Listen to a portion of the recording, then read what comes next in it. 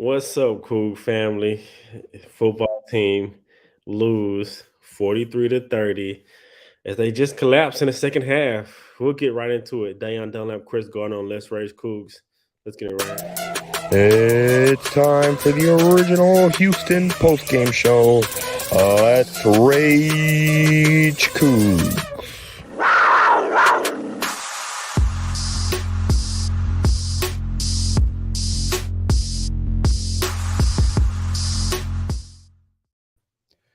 As Dayon said, welcome to Let's Rage Coogs, presented by the Lazarine Law Firm.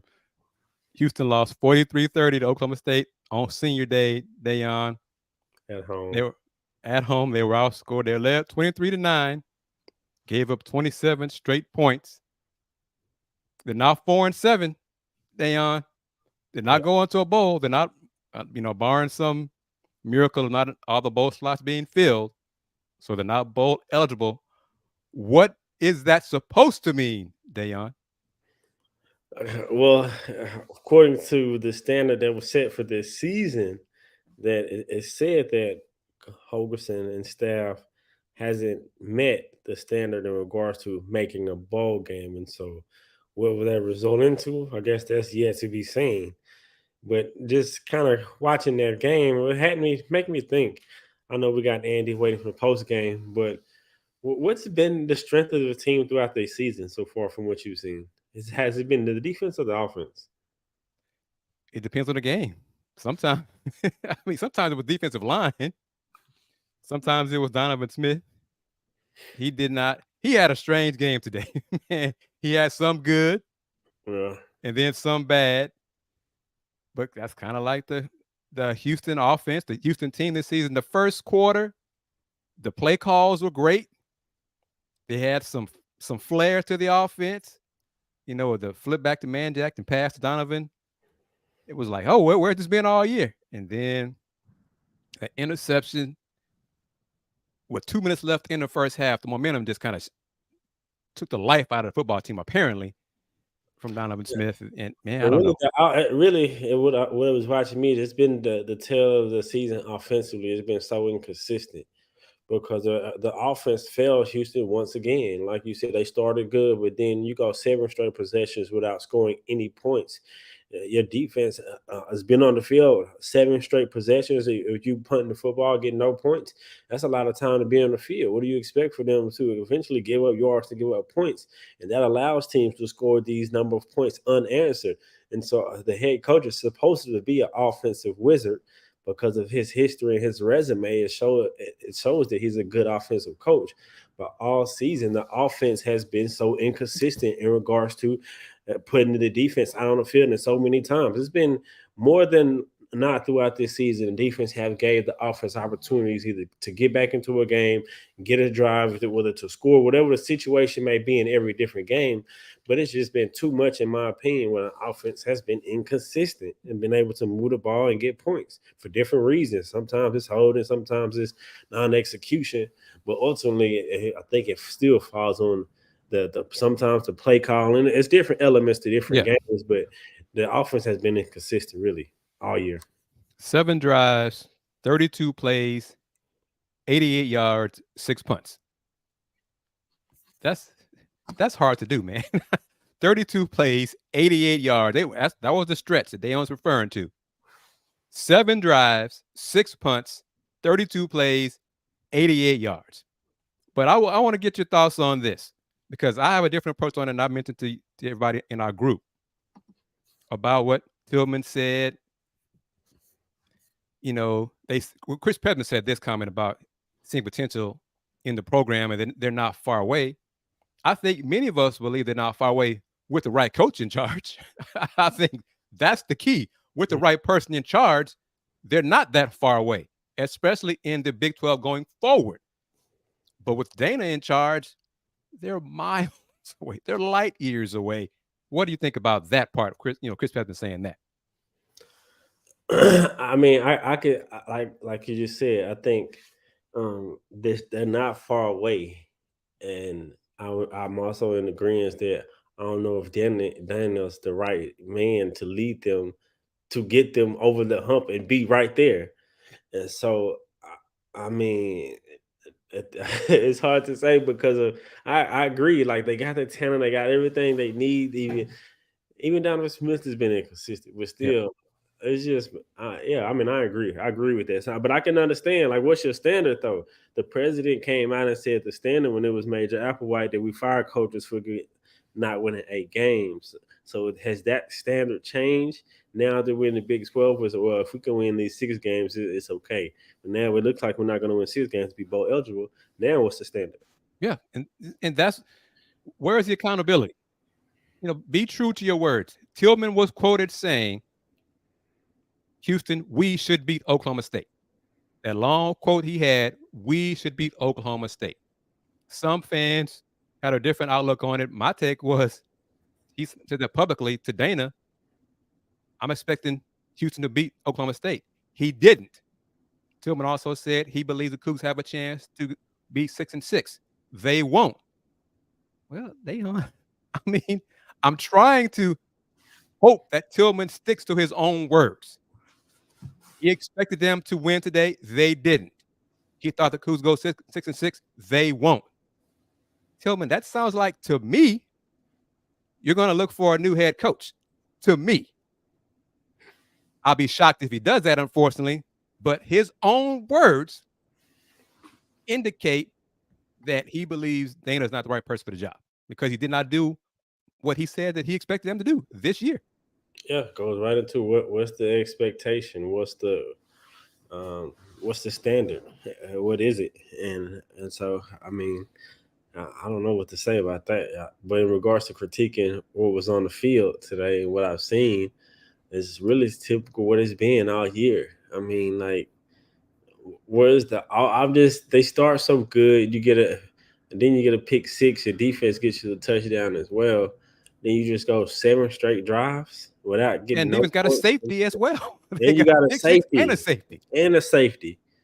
Like, man, come on. Like, then they're on the field for so long, and then you see the end stats, they give up so many yardage and like they score so many points, but in the midst of that, the offense is just doing nothing, just leaving them out there.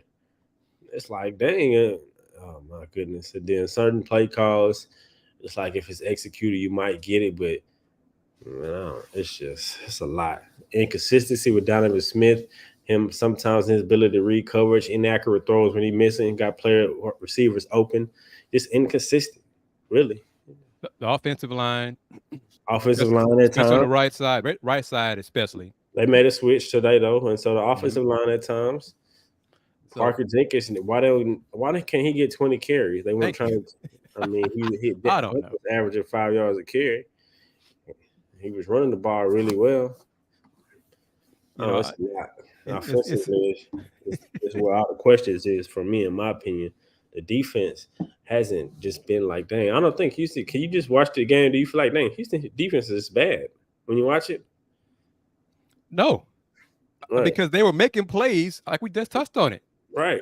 A pick 6 and a safety. And then, I don't know, offense didn't come through, didn't deliver. Man. Late second quarter, third quarter, nothing. Third quarter, they had, 80 yards in the third quarter. If that. Scoreless in the third. Oklahoma State just took advantage. And then they gave Ollie Gordon the ball. You touched on him last night in our basketball, Let's Rage Coogs, that he is legit. He's the real deal. He got it rolling in the third quarter. Yep. The 4-7, they're 4-7 for a reason. Okay. And that's really what it comes down to. Hunter didn't play. Let's see. Hunter did play well. He played well at center. He did it, replacing Jack Freeman at center. The right side was the bigger issue. It really wasn't him at the center spot. Ruben Unije got sick again and puked on the field again. I think I don't know if he was battling the flu all week or whatever, but he was subbed out. And his replacement was new. He needed help. And I'm surprised they didn't give him more help because one-on-one blocking, he's not ready for it yet. So that's part of play calling as well.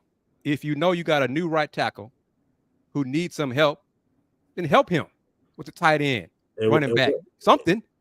And one way that you can do that, with the ways that you just mentioned, but as well as running the football, what a young offensive lineman, offensive, like they go forward. The big man, you could let them go forward and block. They could do better. You see, Parker was almost averaging 5 yards a carry. Give him 7 more carries. Feed him the ball, or if you want to give your other running back some more carries, give Snead. Like run it a little bit more. It's being successful.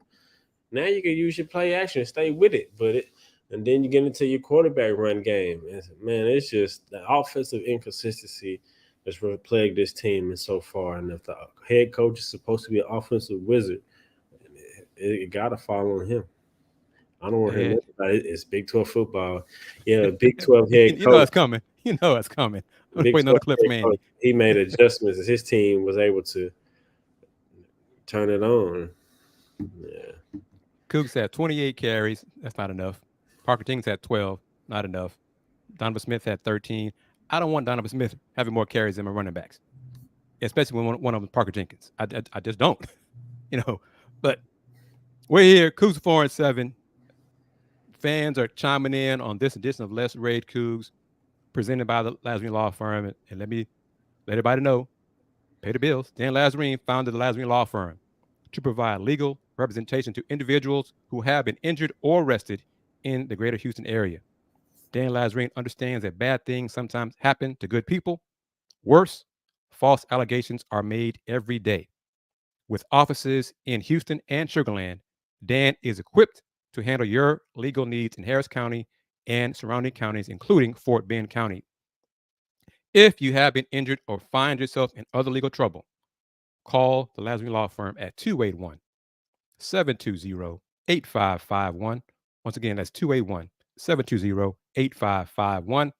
Or visit Dan online at www.lazarinelawfirm.com. That's LAZARINELAWFIRM.com. LazarineLawFirm.com for a consultation. And of course, thank you to today's secondary sponsor, Star Pizza.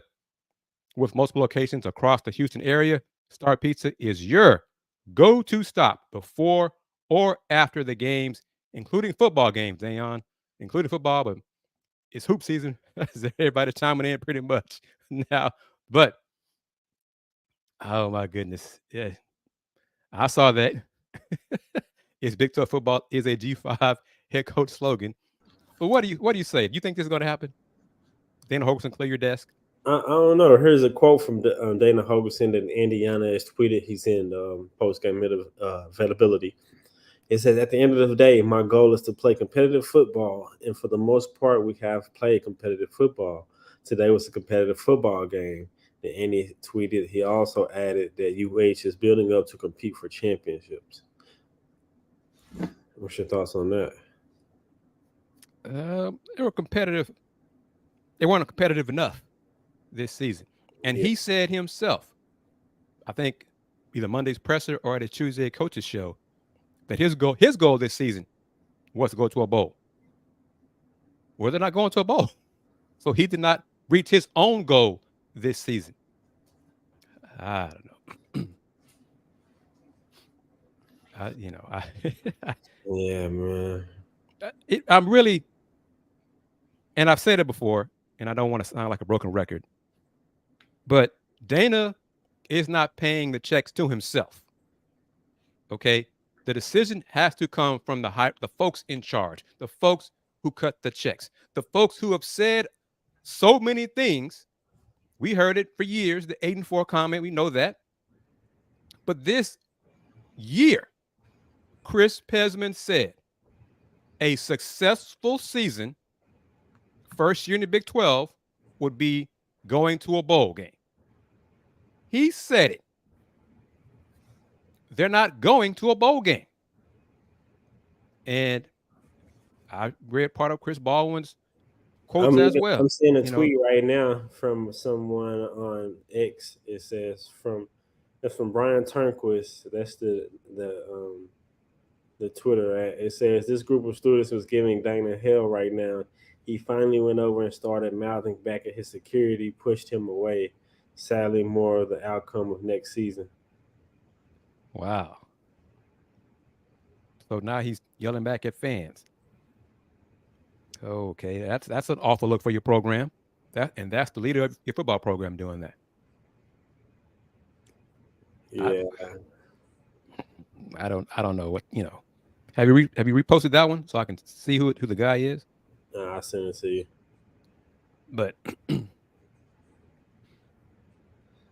so let's see this comment here. I'm not quite off the Dana Hogo train yet, but I'm close.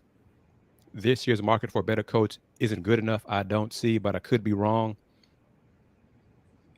I think Andy tweeted that. What is Andy right here?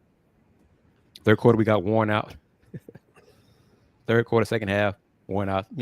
It's the Dana playbook. Okay. Yeah. So the fans are upset. We were talking about how that impact season tickets going into next year. I mean, it's impacted more than just. I know it's a financial investment and that was given into him, but at some point, as shrewd of a businessman Tillman is, was let him to be have the finances that he has. You would wonder at some point, does he consider it making a business decision to move on from Dana? Yeah. Right.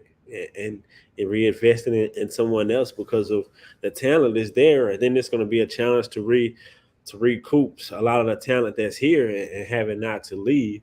But if the right coach, I think they can do that because a lot of these players are committed to Houston, to the city, because they're from the city, from Texas, and they want to be a part of Houston to restore it and bring it to the promise of where it can be. And so, do you think? I don't know. I keep seeing different news, and I'm thinking maybe Houston really gonna step up and be and try to be what they claim what they want to be, a powerhouse. I believe it when I see it. I said it. I think I said it to y'all as well. And I was told at the women's basketball game on Tuesday from two different people that Dana was going to be fired. But because of, I have no confidence in the administration because they don't hold themselves accountable for their own words. Right. And that's the problem because based on their own words, we would not have this discussion. Dana would be fired because he has not accomplished what they. I've seen some reports too. It had something about like if they relieve him at a certain time, they save some amount of money. So I know there's probably certain terms within the contract that make more in regards to the certain timing of it, which I'm sure. And so, well, maybe that's something that we have to consider as well. I thought that as well. Yeah. But Go Coog said that's not the case. Okay. So the salary, the buyout right now is 14.8. It will still be 14.8 January 1st. So it doesn't go down when the calendar turns over. I thought that. I might be wrong, but according to Go Cougs, it is still going to be 14.8. And it's still, based on the contract, Dana's contract, it's roughly paying him off $300,000 a month for 4 years for the buyout. To someone who makes $8 billion, is worth $8 billion, that shouldn't be a problem. $300,000 for 48 months. And we've said all the things about what the administration has said. They keep moving the goalpost. But look at your fan base. What incentive do many of your fans, not the ones who get the premium seats, the premium seating suites and all that kind of stuff, but the fans, the majority of your season ticket holders, what incentive is it for them to buy season tickets next year with Dana back when they can just wait for SeatGeek or some other secondary market to get tickets for $5?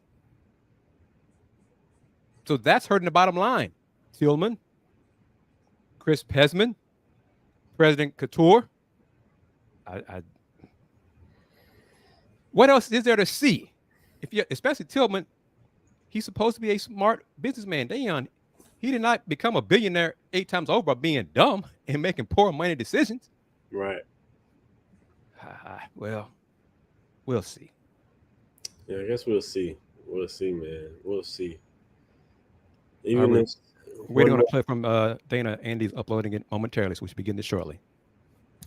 Okay.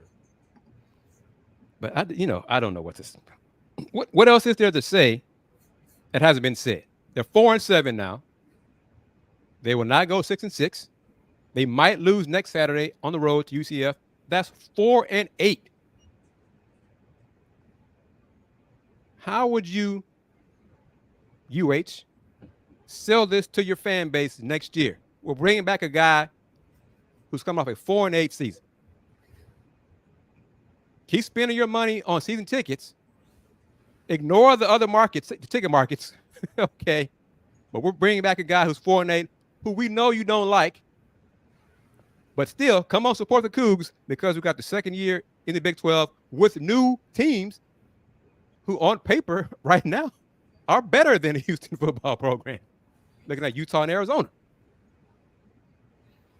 Yeah, it's tough. It's going to be tough. It's going to be tough to do. I'm not really sure what the thinking is up top. I mean, we've talked about it over and over.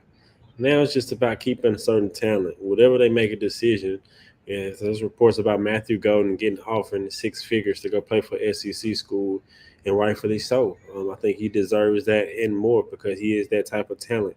And so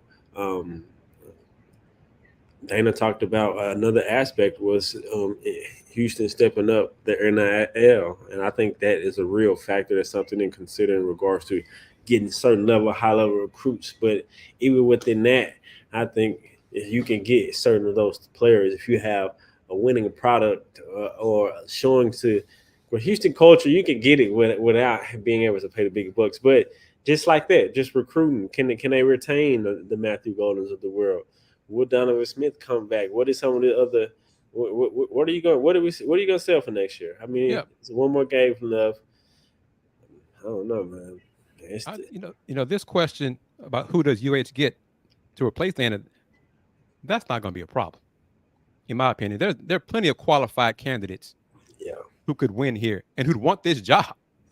Yeah, but I think for most of the money folks connected with UH, they're not fans of Dana. So for Dana to say, to, I think, a larger group of supporters, we need you guys to step up NIL money to retain our talent. If Dana has burned a bridge with those folks, why are they going to spend that money? Yeah. Dana, we don't want you here anyway.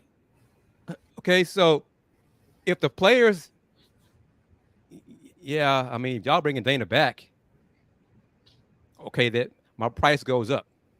Me to play for this man, my price goes up. Y'all want me to stay here, but y'all going to keep him. How much do you want me to stay? Let's put it like that. Yeah, great way to negotiate from a player's perspective like that. Yep. Yeah.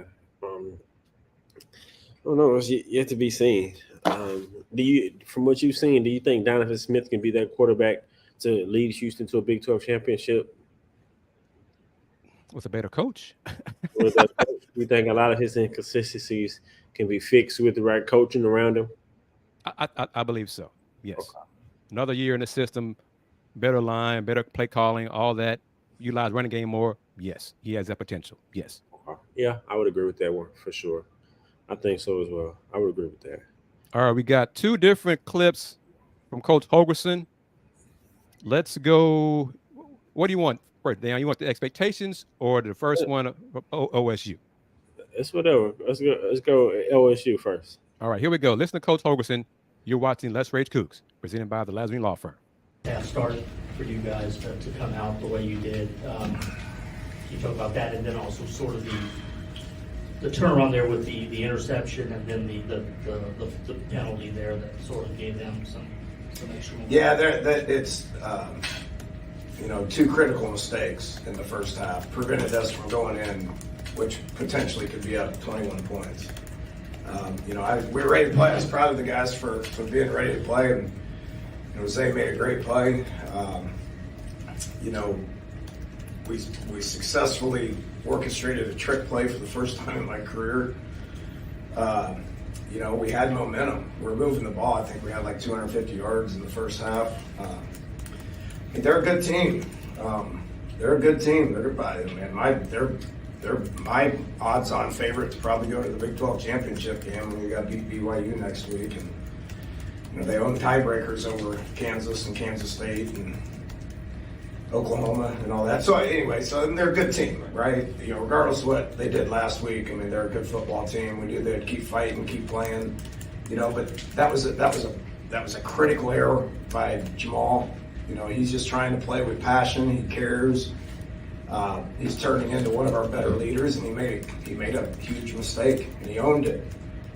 We got him stopped. We got him stopped on 3rd and 16. It's 4th and 16. They're punting, and then they converted that into a touchdown. Heck, we could have went up 30. We could have been 30-3 at halftime. Who knows? And then, that last drive. Interceptions are going to happen, and I'm very honest. And if that's on Donovan, it's on Donovan. And that one was on Donovan. Threw it right to the dude in a 2-minute drive where we're moving the ball and we had all the momentum. It's a critical error.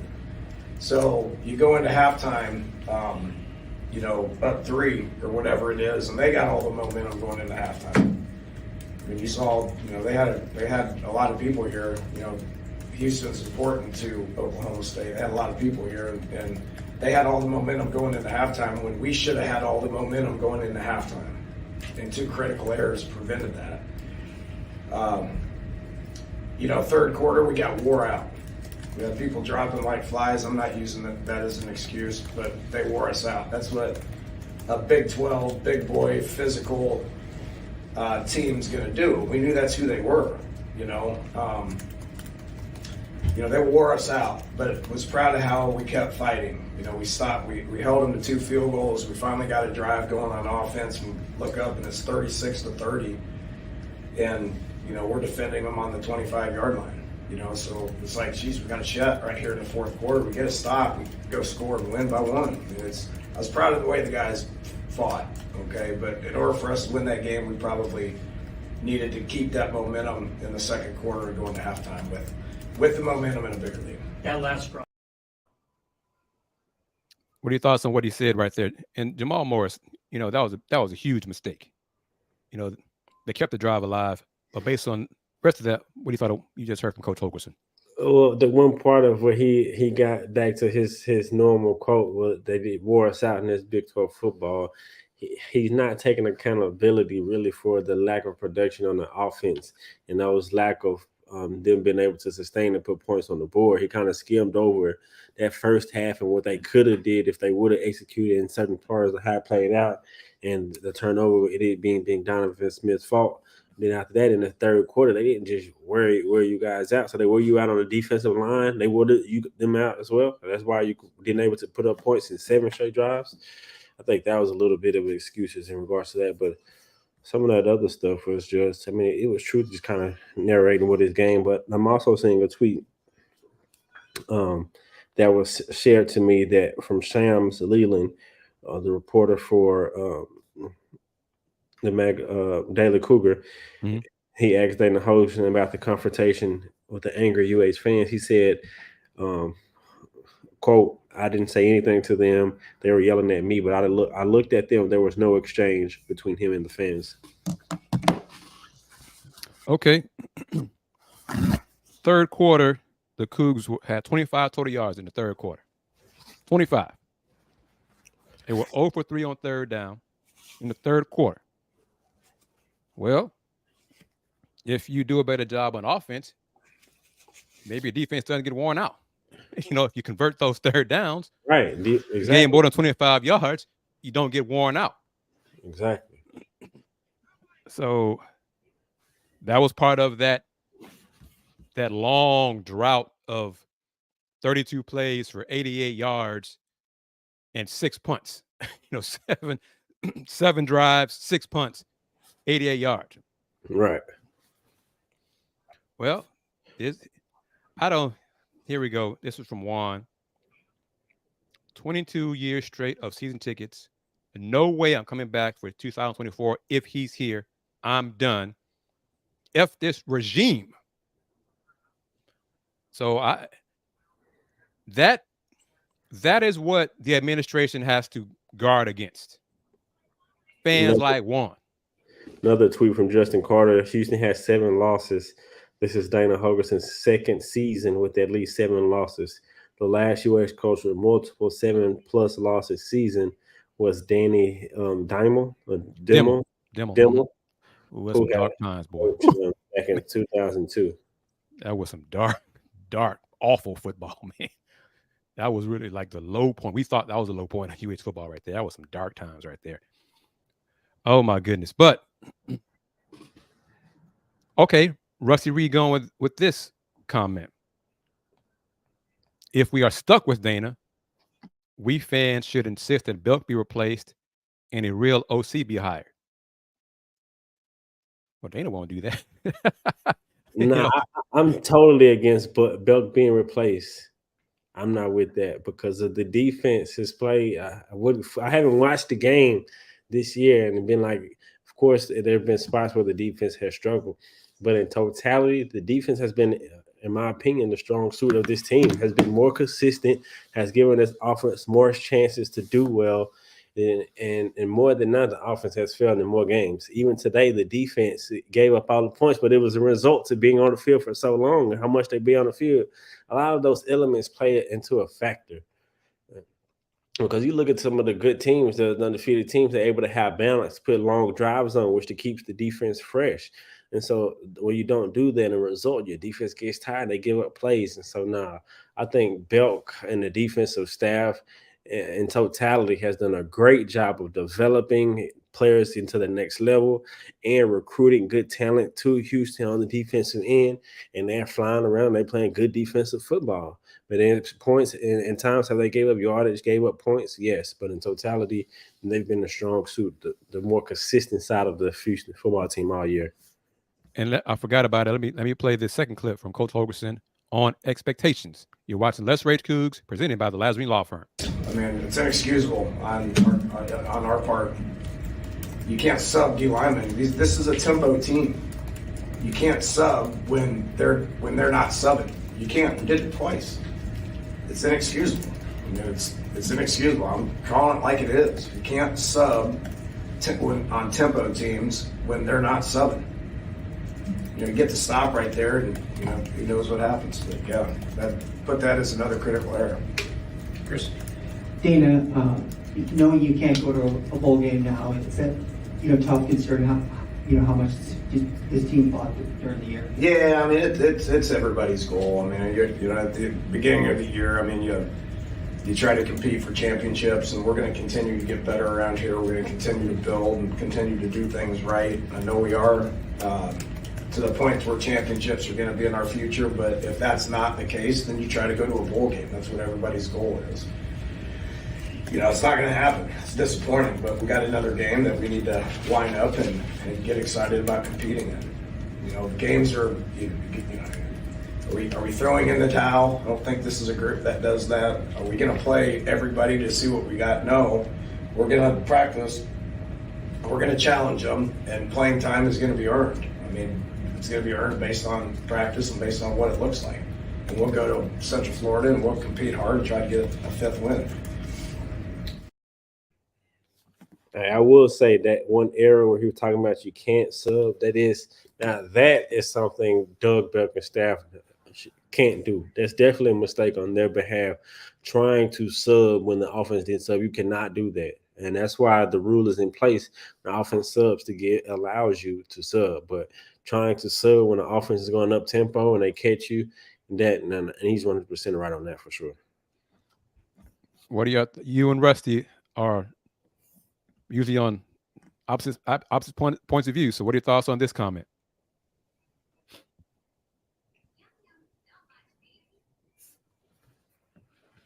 I mean, I just gave my opinion. That's just his rebuttal. I don't really have a rebuttal to that from what I've seen. Basically, what I've seen. They say Belk's defense has been horrid. Yes, some good players, some good stops, but game after game we're able to hold a lead. What game is he referring to? Can you tell me a game this season where Houston has lost a lead, where the defense has gave it up, and Houston has lost? What game is he referring to? Can you recall one, Chris? Today made Bowman look like Tom Brady. Well, one that Houston didn't lose. They won on a Hail Mary, but they almost even gave up a lead against West Virginia. West Virginia, that's one game for sure. Yeah.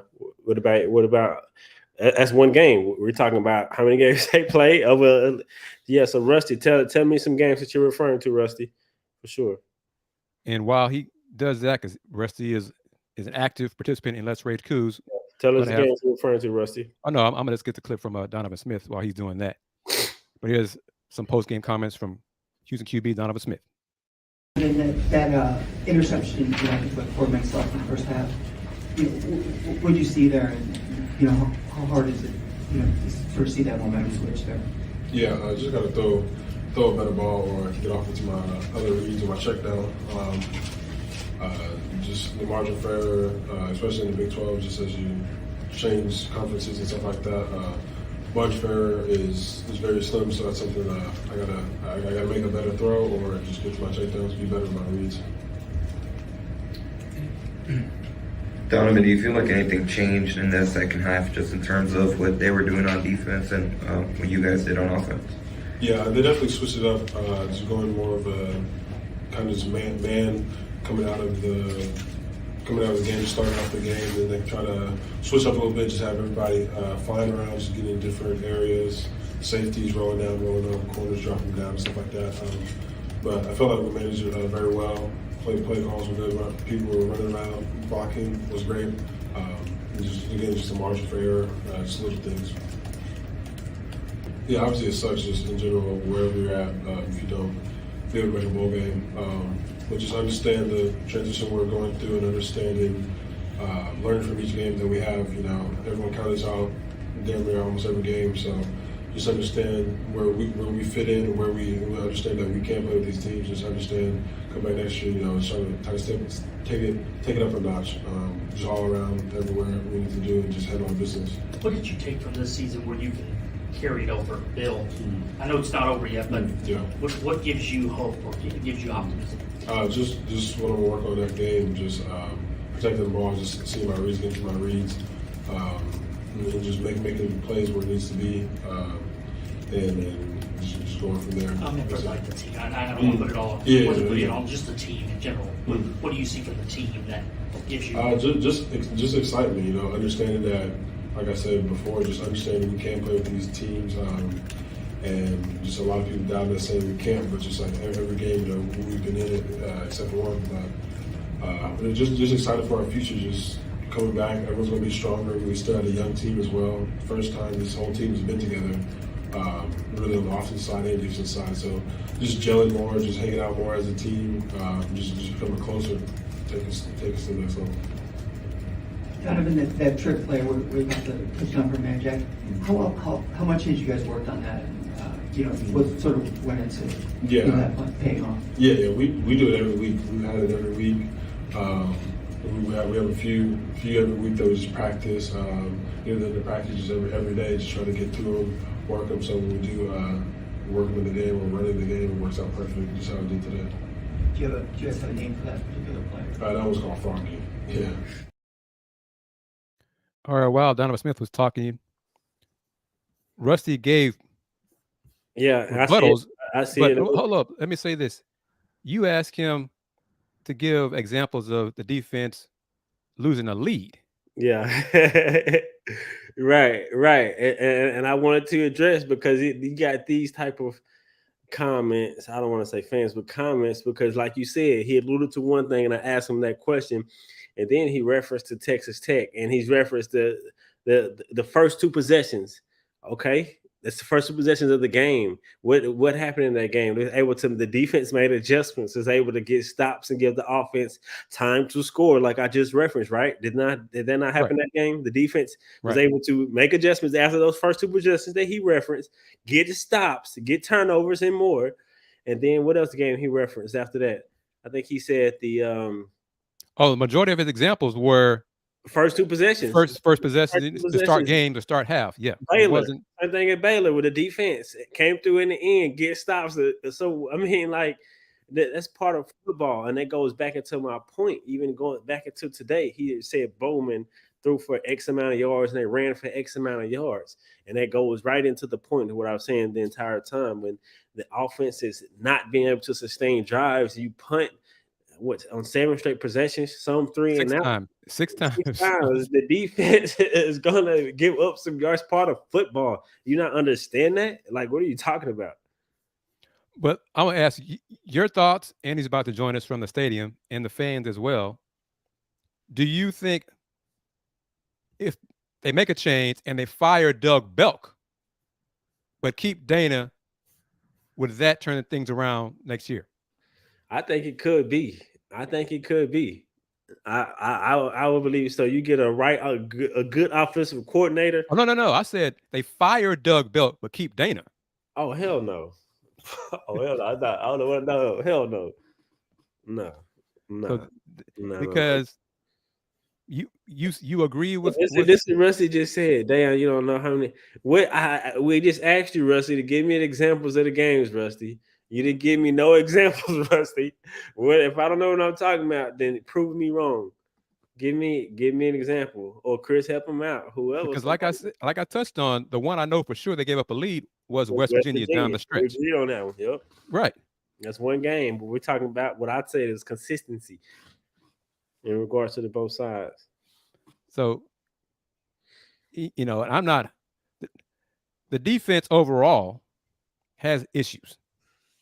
Yes, they do have issues. Okay, they do have issues. Yes. But when the offense gets 25 yards in a quarter, and I think they've done that a few times, first quarters have been slow starts with the offense. Today was the third quarter. So the offense has to help the defense out sometimes as well. Okay. But you had all that time to type them long messages about the first 2 possessions. Now you say you need more time. Come on, Rusty. Well, the Longhorns, because the Longhorns game, that did kind of surprise me how well Houston started. And that one too. So Andy's all right. Going to bring in Andy Yanez from the field when he's ready. But Rusty, answer my question. Do you believe if Houston fires Doug Belk but keeps Dana, would that improve the football team next season? Because Dan, I would say this. I'm going to say this to you and everybody watching. I think the issue with the substitutions and Dana saying it publicly post game about they didn't sub. Say did not sub, and you had too many men on the field. Comment like that publicly could make Doug Belk the scapegoat and result in Doug getting fired and Dana staying. Yeah, I wouldn't be surprised in that. That's the name of the game. But he will fall. Doug Belk will fall right on his feet, be promoted to a better school, better opportunity, I'm sure. But I wouldn't be surprised, Chris. Andy Yanez, how are you, sir? Time to join. I'm doing good. How are y'all doing? We're doing great. Go ahead. I was gonna say that's a perfect time to join because those were most definitely, I'm sure you guys are referring to the comments that Dana Holgorsen said when he was asked about the illegal substitution penalties that the Houston Cougars faced. 2 really pivotal penalties. It was interesting. They had to burn a timeout in the first quarter, the first drive of the game when Oklahoma State was driving to avoid one of those penalties. And they get flagged for it again later in the game. And then it came at a pivotal, crucial moment on the final put ahead the drive where Oklahoma State put the game away in what I believe Houston had gotten the stop. That would have been a 4th and 4 had it not been for the illegal substitution penalty. Instead, it was a 3rd and 2, and Oklahoma State ended up converting, and then they drove down the field and scored the touchdown to put them up by 13 points. So most definitely crucial penalties in the moment. And Dan Holgorsen was asked about it, and he said, that's on the coaches. That's, he's not the one that oversees the substitutions, which again, that's most definitely perks your ears up, but it's going to be interesting to see. He said the coaches are going to be held accountable. He had to go talk to the coaches and ask them why those penalties were the case, why that happened, those illegal substitution penalties in an instance. It could have happened 3 times in just this game alone against Oklahoma State. Andy, I'm going to ask you before I read the comment from Nelson Caesar. Did Nelson come in and talk to the media in the Yes, room? sir. He did. He did. Okay. Did you hear the question? I guess Nelson was asked to assess the overall progress of the defense this season. Yep. And the quote is progress over the season. Man, He thought about it. no comment on that. No He comment thought on that. about it. He thought about it. I have actually I have the video. I could try to upload it real quickly. But yes, that was very interesting towards but literally the last question he was asked before he left. He was asked what he thinks about the overall progress of the defense. Thought about it a little bit. Said no comment, and that was the last thing that he said as he got up and walked out. So, Andy, what do you think about that? When he said it, what was your reaction, and then the reaction in the room? Reaction in the room was that's very interesting, and everyone's ears perked up. I think from reaction, again, outside looking in, it's not positive for the defense. It tends to the fact that he doesn't feel, or it leads you to believe that he doesn't feel that the progress has been good, and that's why he chose to say no comment. Now, that's what it looks like. Whether that's truly what he believes in, he didn't say. He chose no comment, so doesn't look good. That's all I'll say. And Andy, I'll ask you: if Doug Belk is fired, but Dana Holgorsen returns, do you believe that would improve Houston next season? Do I think that will improve Houston next season? It depends who takes his place. It'd be interesting to see if who that new figure would be for the Houston Cougars. I think after this loss at 4-7, where the Houston Cougars stand now, they potentially could, depending on what the outcome is against UCF next week. If they lose, they'll be 4-8, which was coincidentally enough the same record that the Cougars had in Dana Holgorsen's inaugural year when he was here with the Cougars back in 2019. If they do finish 4-8, there's got to be some change, and it doesn't seem like it's going to be Dana Holgorsen, and that's what you would lead to believe after the comments that were posted in the Houston Chronicle from Tillman Fertitta. But you'd figure something's got to change, and after Shannon Dawson got not necessarily kicked to the curb, but did not come back last season, there's one coordinator left before it's the big guy, and unfortunately for Doug Belk, it would be him. And I will say this, if they do choose to move away from him, Brian Early would be a good candidate to be the defensive coordinator for Houston, because his development on the defensive line has been sensational, has been phenomenal since his time here at Houston. It might just be a matter of honestly, that's the final scapegoat that you can really go to. And that's who Rusty and Juan both suggested was make Brian Early the new DC, and Juan said Brian Early is solid. And he's definitely, his track record is good. So it very well, it could be, that could potentially be the move to do something. Here with Houston, especially if they lose next week and they're 4-8, it would be really hard to sell on the fans that we're staying pat. And although most fans really want Dana's head. Exactly. Which I guess my main point is, a lot of fans could see through it if they make Doug Belk the scapegoat and fire him, but keep Dana. I'm not convinced that would sell any tickets, because a lot of fans would still believe, well, Dana's still here. I'm still not going to spend my money because Dana's still here. Agree or disagree? I agree 100%.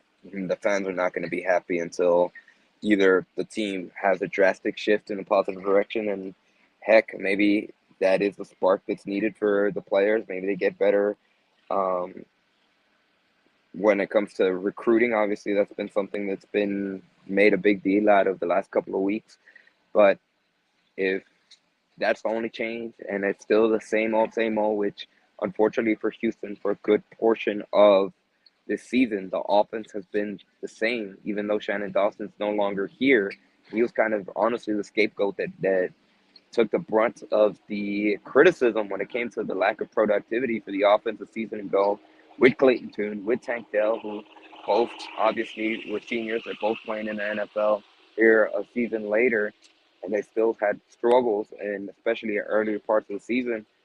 He's no longer here, and we've looked how under Donovan Smith, new quarterback, new system, there's still some of those same struggles when it comes to being able to play consistently that's plagued them, and Boston's not here to be the fall guy when it comes to the offense anymore. Andy, did you happen to hear any rumor, scuttlebutt around press box with colleagues about Dana's status? I talked Gone or to not gone? one specifically, and we both kind of chatted. We tend to agree that he's safe. That individual said that he feels that he's safe, but who knows? I mean, then this performance, and there's a clip that I just posted. I realized as I was coming down that I put the wrong one. It's a 50-second clip on Dana Holgorsen when it came to expectations. Okay. The goals would be the better word that he used. I'm curious to get your thoughts on that, because if you tend to lead Dana Holgorsen based on that clip, they have reached their goals for this season. I mean, he's right on the money. If that was the goal, check. They achieved that. I don't know if that necessarily was the administration's goals, although, again, going back to what Fertitta said was quoted and saying in the Chronicle, maybe they're all aligned, and that truly was the goal. Let's hear what Dana Holgorsen said was that goal heading into the season. So the competitive one, that one. The goal. Okay, Dana's but it's 50. goal. Okay, 50 seconds. I don't see it yet. I see Dana competitive. Yes, that one. My bad. Okay. Competitive. Okay, here we go. You're watching Let's Rage Coogs, presented by the Lazarine Law Firm. The first year Big 12, and we've talked about this, the first year Big 12, maybe expectations and maybe realistic in terms of what you had, what you had, how tough it was going to be. Yeah, I mean, everybody's got their own opinions on it. I mean, at the end of the day, my goal, and I said this in the media days, my goal is to play competitive football. And for the most part, we have played competitive football. Today was a competitive football game. And so my goal is to play competitive football. And if you do things right, you build it the right way, you recruit at a high level, you develop players, you build buildings, you do things like that. We'll get to a point where we're going to be competing for championships. But right now in transition, I think if you look at all four of us that have transitioned, it's about playing competitive football. That's what I expect us to do. So those were Dana Holgorsen's comments. Your thoughts on what he said? Dayon? I mean, they have been playing competitive football. I will say that. They have been playing competitive football. And so, I mean, I got to call it how I see it. And that, in my opinion, they have been doing that. To his credit, if that's his expectation, what he wants to see, not looking at the wins and losses, just being able to compete in these games and show that you belong and not get blew out and play competitive, like he said, they have done that. Andy, I'm showing my old age. Do you remember how many wins I predicted for the team this year? Was it 4? You had them at 4 wins? I think I know it wasn't more than 5. I'm pretty sure of that, but 3 or 4. I think I had 3 or 4. But competitive, yes. But the counter to that, everyone who's watching us on Let's Rage Coogs, Chris Pesman said a successful season, in his opinion, would be going to a bowl. They're not going to a bowl game this year. So if that's not a success, that means it's a failure. Right? It's a failure if you're not going to a bowl. And there's like 40-something bowls now. Mr. Pesman, you said going to a bowl would be a successful season. Tillman Fertitta said he expected Houston to beat Oklahoma State, which shocked everybody because not many folks thought they would do that. He looked like the correct madman early on. But he said, I think we should beat Oklahoma State. Didn't happen. To me, and I'm like the administration has left me frustrated for years. If they lose, I think Dana should be gone right now. But if they lose next Saturday on the road and finish 4-8, 4-8, how can you sell that to your fan base?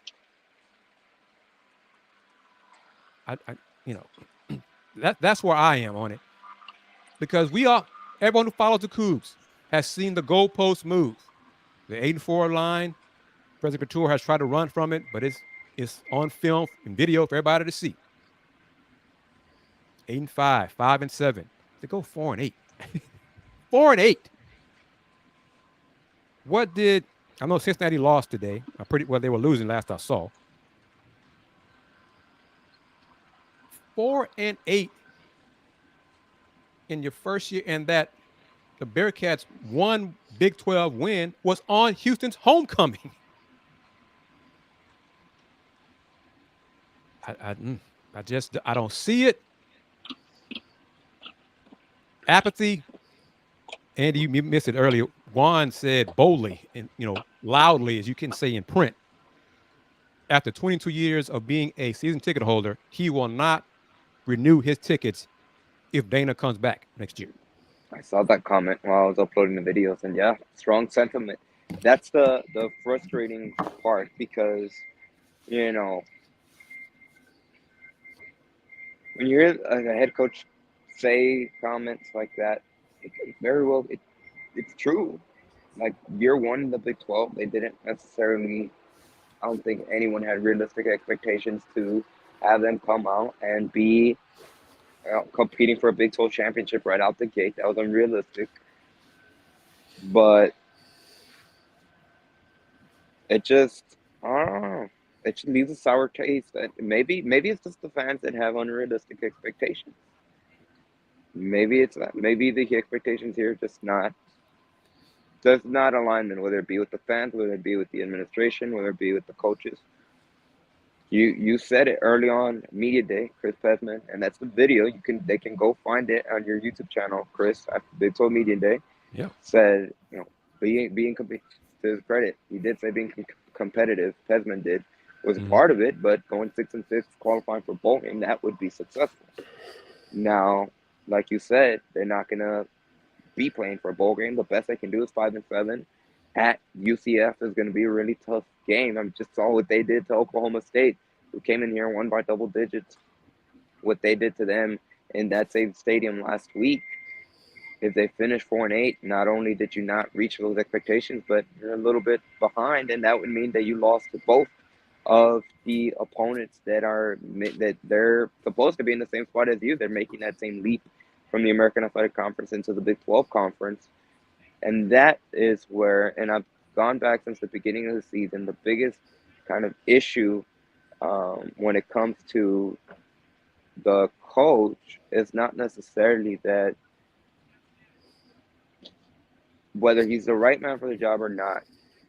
In my opinion, it's irrelevant. It's the fact that the fan base, at least a very loud majority, or at least a good large portion of the fan base, do not believe he is. And that is going to hurt on the bottom line when it comes to the financial component. I mean, today, night and day difference from going back to the Big 12 opener against TCU, when it was, at the very least, it was a crowded lower bowl.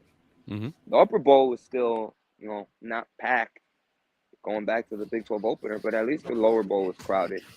Today, against Oklahoma State, there was a good portion of orange in the stands. I'm not sure if it translated over on the TV broadcast.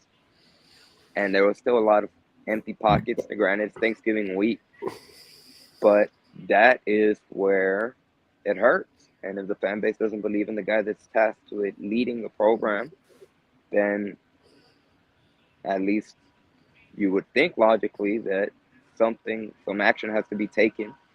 And just you don't have to look too far to see what bigger programs do when they don't feel like the right person's in charge. Just look at what happened in College Station a week ago, and that money situation was 100 times worse than what the situation would be here. Agreed. And there is a disconnect between the fan base and the administration. I don't believe any fans believed the team was going to compete for a championship this year. No one thought that. I think there were some fans who thought Houston could go 6-6, get to a bowl game. I didn't believe that, but I think some fans thought that at least. Fans were shocked and still pissed off about the loss to Rice. Okay. And Some folks say that was that's the loss that one was probably the one that if anyone was still on the boat, it might have knocked them right off over and gone overboard because they're not a Big 12 program.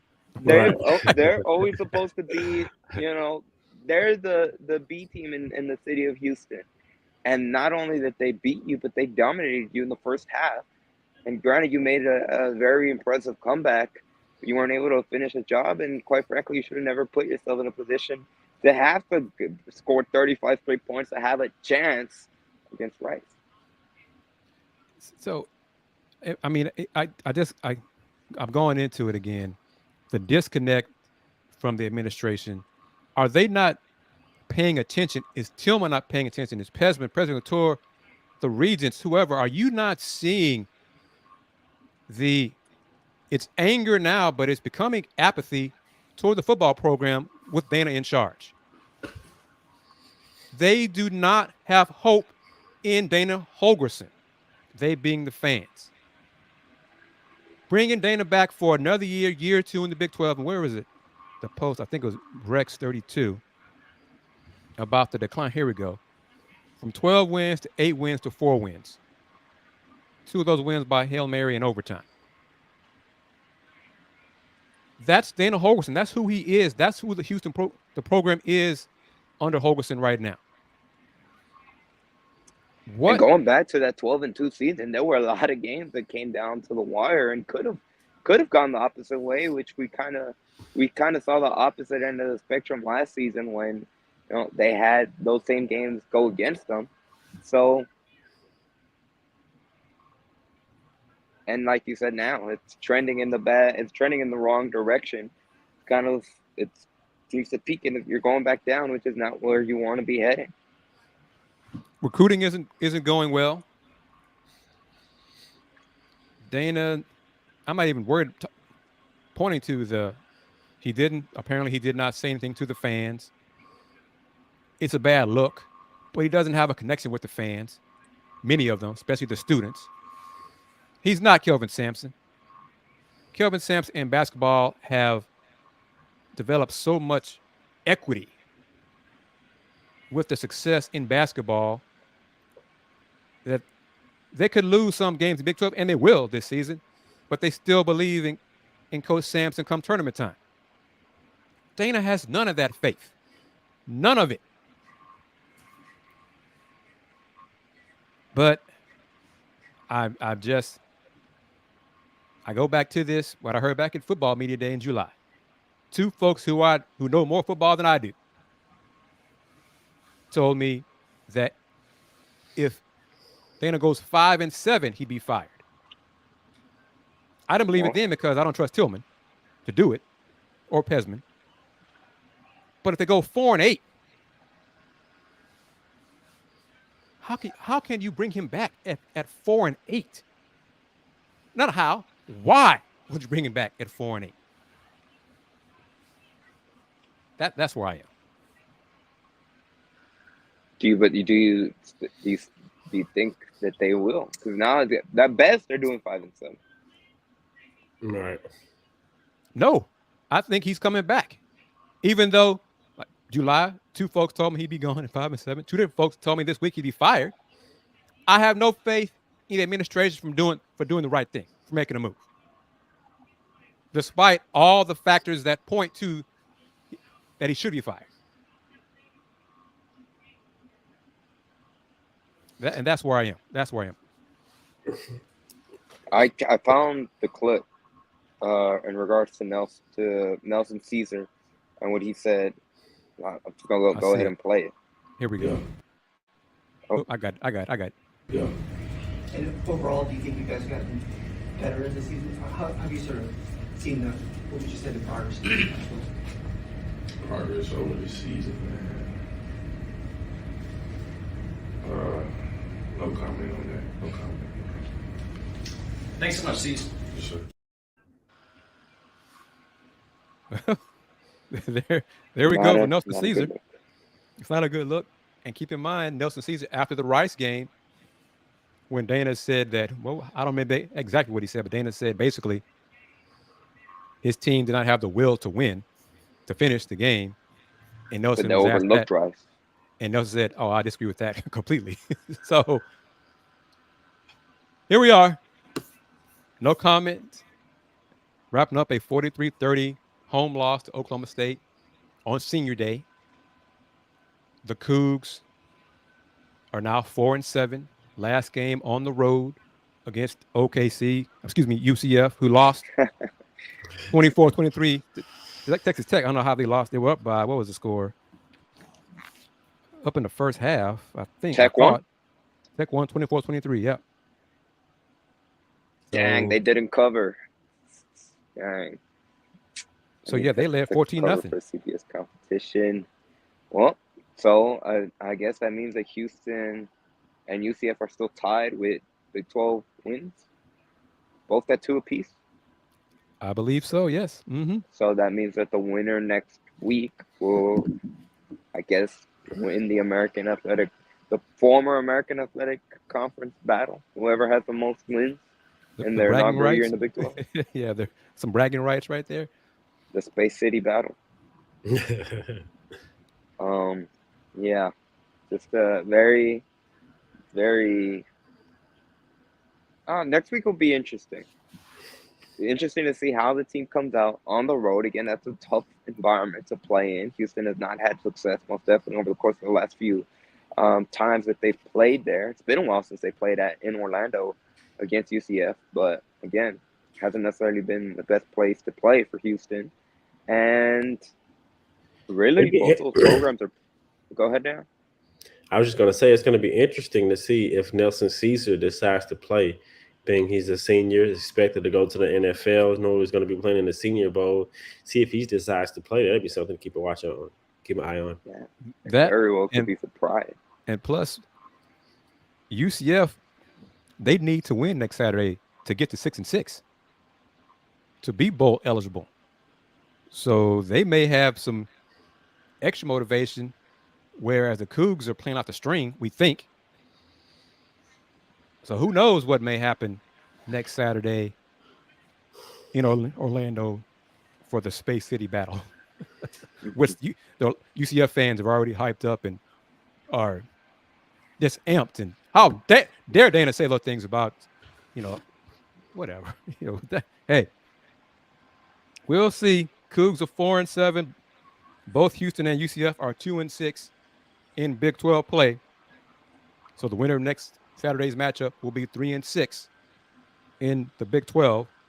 If it's UCF, they could finish the regular season 6-6 and go to a bowl, and that might be deemed a success for them in their first year in the Big 12. But Andy, you want to give the live reads one more time before we close it out? Yes, sir, will do. Of course, we'd like to say thank you to Dan Lazarine with the Lazarine Law Firm for being the primary sponsor of today's episode of Let's Rage Coogs. Dan Lazarine founded the Lazarine Law Firm to provide legal representation to individuals who have been injured or arrested in the greater Houston area. Dan Lazarine understands that bad things sometimes happen to good people. And worse, false allegations are made every day. With offices in Houston and Sugar Land, Dan is equipped to handle your legal needs in Harris County and the surrounding areas, including Fort Bend County here in Texas. If you have been injured or find yourself in other legal trouble, call the Lazarine Law Firm at 281-720-8551 or visit Dan online at www.lazarinelawfirm.com for a consultation. Of course, we also like to say thank you to our secondary sponsor for today's episode of Let's Rage Coogs, presented by the Lazarine Law Firm, and that is Star Pizza, with multiple locations across the Houston area. Star Pizza is your go-to stop before or after the game. And make sure to stop by on Tuesday during lunch times, where they have a pizza buffet every Tuesday during lunch. I think I pronounced that word correctly this time, so I don't get criticized. We all get criticized here. It's a critical world. Though, you know what? Let's end on a positive. There were some positives from the game, but I think the biggest one, Lane Wilkins, he had some great punts in this game. He had one where he pinned Oklahoma State down at the 3-yard line, and something about Australian punters, it was his senior night for him as well. Came out with the Australian flag when he was introduced here at TDEC Stadium. Be interesting to see who's the next punter for Houston after the season, but he did a good job in what is going to be his final game at TDEC Stadium. I think Coach Holgerson said the next punter will be from Australia. Look at that. I think Look so. at that. They have one. I guess they have some Australian connection. They can just order them when their time is up. But, that says a lot that the positive from today is the punting. But the team, we touched on a little bit Friday. The football team was competitive. I was afraid that they'd get run over, and I'd be very disappointed that they'd get run over today. They were up 23-9. They blew a lead. Offense, again, 7 drives, 6 punts, lose about 13. They're now 4-7. Basketball, reminder everybody, let's Rage Coogs Sunday night. Be a late one, because the basketball game tips off at 7:30 on Sunday. But join us after that game, Houston-Dayton. But yeah, football, the right man is not in charge of the program. And unfortunately, if the administration does not keep their own word and they decide to bring Dana back, we'll be doing the same thing next season, talking about woulda, coulda, shoulda in football. But follow me on Houston Roundball Review on Instagram, TikTok, Spoutable, Threads, all those great places. Thank you as always for your comments and your support on Let's Rage Coogs. Real quickly, I do need before you go, we do need to plug, the Let's Rage merch. This is one of the, not necessarily new, but we have a long sleeve as well, as it's supposed to get a little bit chilly, at least for Houston standards. I think it's supposed to be in the 40s. So, of course, we got to show off the Let's Rage Coogs merch. As always, people can find me on X at @Yanez_5. Most importantly, whatever platform you're watching, whether it be on the Houston Roundball Review YouTube channel or here on the Pod Slam Jamma YouTube channel on the X, or you're listening to audio only, make sure that you leave some ratings, you subscribe to those respective channels, and just support us any way possible. Every single like, every subscribe button, it all helps us out. And again, we can never say thank you enough for those of you guys that chose to join Let's Rage Coogs, presented by the Lazarine Law Firm, for the unofficial Houston Cougars football and men's basketball postgame show. And I might add, the original Houston football and men's basketball postgame show. As always, thank you. We can never say thank you enough. Just like Andy said, thank you guys. I think this show peaked at one of our highest post-game football shows, and so appreciate the constant support. One more game, let's do it again. And I got a feeling that the administrators will do the right thing this year. I think they will stick to their word. I think they respect Dana enough to at least let him finish out the season, and then we'll get a lot of wishes with everyone that's wishing for us and be replaced. But we'll see. Go Cougs regardless.